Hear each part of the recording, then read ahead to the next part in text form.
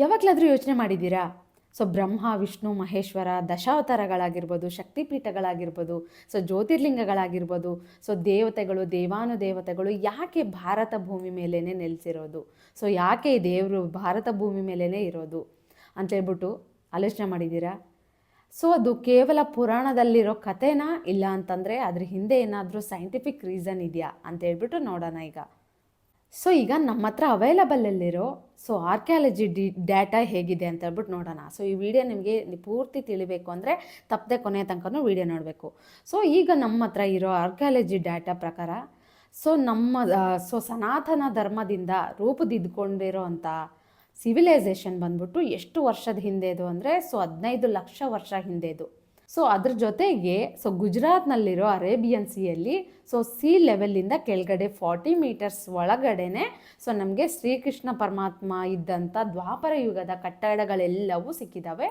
So ಅದನ್ನು carbon dating ಮಾಡಿಬಿಟ್ಟು archaeology department ಅವರು ಕಾರ್ಬನ್ ಡೇಟಿಂಗ್ ಮಾಡಿದಾಗ ಗೊತ್ತಾಗಿರೋದು ಏನಪ್ಪ ಅಂತಂದರೆ ಸೊ ಅದು 9,000 ವರ್ಷಗಳ ಹಿಂದ್ಗಡೆ ಕಟ್ಟಿರುವಂಥ ಕಟ್ಟಡ ಅಂತ ಹೇಳ್ಬಿಟ್ಟು. ಸೊ ಇನ್ನೊಂದೇನಪ್ಪ ಅಂತಂದರೆ ಸೊ ಮಧ್ಯಪ್ರದೇಶದಲ್ಲಿರೋ ಬೆಂಬೇಡ್ಕ ಅನ್ನೋ ಕೇವ್ಸಿಗೆ 150,000 ವರ್ಷಗಳ ಇತಿಹಾಸ ಇದೆ ಅಂತ ಹೇಳಿಬಿಟ್ಟು ಸೊ ಆ ಕೇವ್ ಒಳಗಡೆ ಇರುವಂಥ ಸೊ ಕೇವ್ ಪೇಂಟಿಂಗ್ಸು ಅಂತಂದರೆ ಸೊ ಪ್ರಾಣಿಗಳ ಚಿತ್ರಗಳಾಗಿರ್ಬೋದು, ಸೊ ಪ್ರಾಣಿಗಳ ಬೇಟೆ ಆಡೋ ರೀತಿ ಆಗಿರ್ಬೋದು, ಸೊ ಡ್ಯಾನ್ಸ್ ರಿಚುವಲ್ಸ್ ಆಗಿರ್ಬೋದು, ಸೊ ಅದರಿಂದ ಕಂಡುಕೊಂಡಿರೋವಂಥದ್ದೇನು ಅಂದರೆ ಇದು 150 ವರ್ಷಗಳ ಹಿಂದಿನ ಇತಿಹಾಸವನ್ನು ಹೊಂದಿದೆ ಈ ಕೇವ್ಸು, ಮಧ್ಯಪ್ರದೇಶದಲ್ಲಿರೋ ಈ ಜಾಗ ಅಂತ ಹೇಳ್ಬಿಟ್ಟು ಕಂಡುಹಿಡಿದಿದ್ದಾರೆ. ಇನ್ನೊಂದೇನಪ್ಪ ಅಂತಂದರೆ ಸೊ ನಮ್ಮ ಭಾರತದಲ್ಲಿ ಸೊ ಪ್ರಸಿದ್ಧವಾದಂಥ ಸಿವಿಲೈಸೇಷನ್ಗಳು ಎಲ್ಲಿ ಸಿಕ್ಕಿದೆ ಹೇಳಿ? ಸೊ ಮೊಹೆಂಜೋದಾರೋ ಸಿವಿಲೈಸೇಷನ್ ಆಗಿರ್ಬೋದು, ಹರಪ್ಪ ಸಿವಿಲೈಸೇಷನ್ ಆಗಿರ್ಬೋದು, ಹಾಗೇನೆ ಇನ್ನೊಂದು ಇಂಡಸ್ ವ್ಯಾಲಿ ಸಿವಿಲೈಸೇಷನ್ನು. ಅಲ್ಲಿ 3,500 ವರ್ಷಗಳಿಂದ 5,000 ವರ್ಷ ಹಿಂದ್ಗಡೆನೆ ಸೊ ಸಿವಿಲೈಸೇಷನ್ ಅನ್ನೋದು ಅಲ್ಲಿ ಸ್ಟಾರ್ಟ್ ಆಗಿದೆ.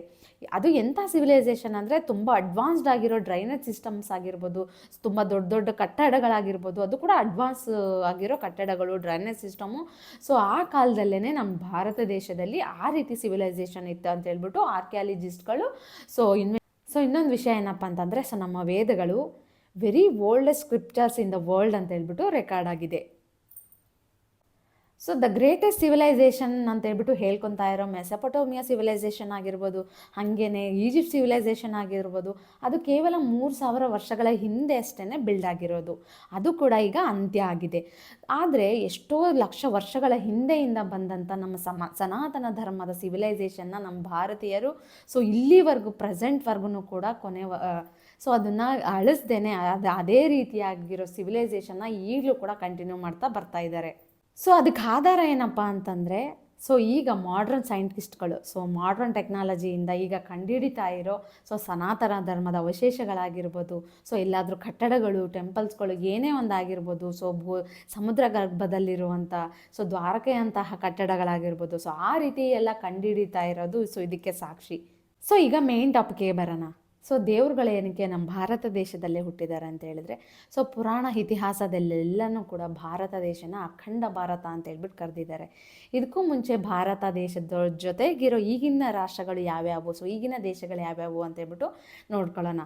ಅಫ್ಘಾನಿಸ್ತಾನ ಆಗಿರ್ಬೋದು, ಹಾಗೇನೆ ನೇಪಾಳ ಆಗಿರ್ಬೋದು, ಭೂತಾನ್ ಆಗಿರ್ಬೋದು, ಮಯನ್ಮಾರ್ ಆಗಿರ್ಬೋದು, ಪಾಕಿಸ್ತಾನ ಆಗಿರ್ಬೋದು, ಬಾಂಗ್ಲಾದೇಶ ಆಗಿರ್ಬೋದು, ನೇಪಾಳು, ಸೊ ಇವೆಲ್ಲನೂ ಕೂಡ ಆಗ ಅಖಂಡ ಭಾರತದಲ್ಲಿ ಇವೆಲ್ಲನೂ ಒಂದೇ ದೇಶವಾಗಿ ಇತ್ತು.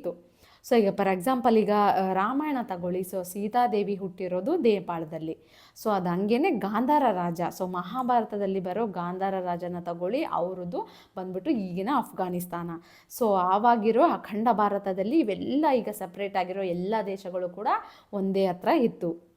ಸೊ ಇನ್ನೊಂದು ಶಕ್ತಿಪೀಠಗಳು ಬಂದುಬಿಟ್ಟು ಎಲ್ಲೆಲ್ಲಿದ್ದಾವೆ ಅಂತಂದರೆ ಸೊ ಭಾರತ, ಹಂಗೇನೆ ನೇಪಾಳು, ಭೂತಾನು, ಬಾಂಗ್ಲಾದೇಶು, ಸೊ ಇವೆಲ್ಲ ಕಡೆನೂ ಕೂಡ ಸೊ ಶಕ್ತಿಪೀಠಗಳನ್ನೋದು ನಿರ್ಮಾಣ ಮಾಡಲಾಗಿದೆ ಆಗದೇ ಇರೋ ಅಖಂಡ ಭಾರತದಲ್ಲಿ. ಸೊ ಇನ್ನೊಂದು ಶಕ್ತಿಪೀಠಗಳು ಎಲ್ಲೆಲ್ಲಿದೆ? ಭಾರತ, ಹಾಗೇನೆ ಶ್ರೀಲಂಕಾ, ನೇಪಾಳ್, ಭೂತಾನ್, ಪಾಕಿಸ್ತಾನ, ಬಾಂಗ್ಲಾದೇಶ, ಸೊ ಆಗಿರೋ ಅಖಂಡ ಭಾರತದಲ್ಲಿ ಸೊ ಇವೆಲ್ಲ ರಾಜ್ಯಗಳಲ್ಲಿ ಸೊ ಶಕ್ತಿಪೀಠಗಳು ಈಗಲೂ ಕೂಡ ಇರೋದು ಅದೇ ರಾಜ್ಯಗಳಲ್ಲಿನೇ. ಅಂದರೆ ಅವೆಲ್ಲ ರಾಜ್ಯಗಳು ಕೂಡ ನಮ್ಮ ಅಖಂಡ ಭಾರತದಲ್ಲಿ ಆವಾಗ ಎಲ್ಲನೂ ಕೂಡ ಒಂದೇ ದೇಶ ಆಗಿತ್ತು. ಸೊ ಇದೆಲ್ಲ ನೋಡಿದ್ರೆ ಈಗ ಏನು ಅನಿಸುತ್ತೆ ಹೇಳಿ?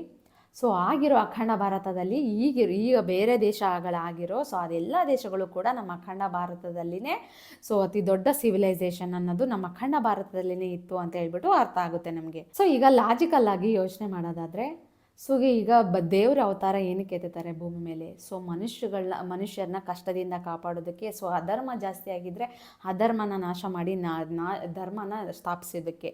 ಸೊ ಅವಾಗ ಎಲ್ಲ ಅಖಂಡ ಭಾರತದಲ್ಲಿನೇ ಸಿವಿಲೈಸೇಷನ್ ಅನ್ನೋದು, ಜನರ ಪಾಪ್ಯುಲೇಷನ್ ಅನ್ನೋದು ಜಾಸ್ತಿ ಇದ್ದಿದ್ದು. ಸೊ ಜನರು ಎಲ್ಲಿ ಜಾಸ್ತಿ ಇರ್ತಾರೋ ಬೇಸಿಕ್ಕಾಗಿ ಅಲ್ಲೇ ಬಂದ್ಬಿಟ್ಟು ಯಾರೇ ಆಗಲಿ ಇದು ಮಾಡ್ತಾರೆ ಅಲ್ವಾ. ಸೊ ಜನ ಎಲ್ಲಿ ಜಾಸ್ತಿ ಕಷ್ಟಪಡ್ತಾ ಇರ್ತಾರೋ, ಜನ ಎಲ್ಲಿ ಜಾಸ್ತಿ ಇರ್ತಾರೋ ಅಲ್ಲೇ ದೇವ್ರುಗಳು ಕೂಡ ಬಂದುಬಿಟ್ಟು ಅವತಾರವನ್ನು ಎತ್ಬಿಟ್ಟು ಅವ್ರ ಸಮಸ್ಯೆಗಳನ್ನ ತೀರಿಸೋದಾಗಿರ್ಬೋದು, ಧರ್ಮನ ಸ್ಥಾಪನೆ ಮಾಡೋದಾಗಿರ್ಬೋದು ಆಗುತ್ತೆ.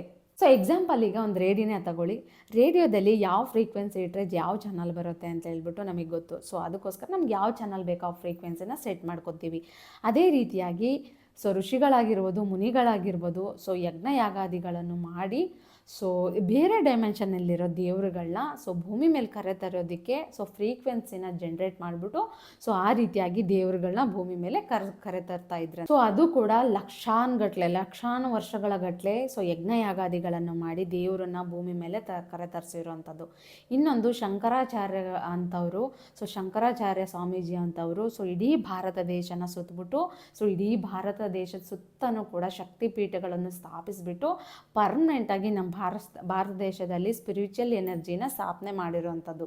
ಸೊ ಯಾವ ರೀತಿ ಒಂದು ಸಿಗ್ನಲ್ ರಿಸೀವರು ಕರೆಕ್ಟ್ ಫ್ರೀಕ್ವೆನ್ಸಿ ಇಟ್ಟರೆ ಒಂದು ಸಿಗ್ನಲ್ ಅನ್ನೋದು ರಿಸೀವ್ ಆಗುತ್ತೋ, ಸೊ ಅದೇ ರೀತಿ ಪರ್ಮನೆಂಟ್ ಎನರ್ಜಿ ಫೀಲ್ಡ್ಸ್ನ ಸ್ಥಾಪನೆ ಮಾಡಿಬಿಟ್ಟು ಸೊ ದೇವ್ರನ್ನ ಕರೆ ತರುವಂಥ ಫ್ರೀಕ್ವೆನ್ಸಿನ ಸೊ ಜನ್ರೇಟ್ ಮಾಡಿದ್ದಾರೆ ಈ ಪರ್ಮನೆಂಟ್ ಎನರ್ಜಿ ಫೀಲ್ಡ್ಸಲ್ಲಿ.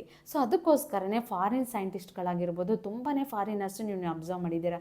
ತಿರುಪತಿಲಿ ಆಗಿರ್ಬೋದು, ಕಾಶಿಲಾಗಿರ್ಬೋದು, ಸೊ ವಾರಣಾಸಿಲಿ ಎಲ್ಲ ಕಡೆನೂ ಎಲ್ಲ ಡಿವೈನ್ ಟೆಂಪಲ್ಸ್ಗಳಲ್ಲಿ ತುಂಬ ಜನ ಫಾರಿನರ್ಸು ಕಾಣ್ತಾರೆ. ಏನಕ್ಕೆ ಅಂತಂದರೆ ಅಲ್ಲಿ divine energy, so divine energy fields ಅನ್ನೋದು ಅಲ್ಲಿ ಈಗಲೂ ಕೂಡ ವರ್ಕ್ ಆಗ್ತಾ ಇದೆ ಅಂತ ಹೇಳ್ಬಿಟ್ಟು ಅವರು ಕೂಡ ನಮ್ಮ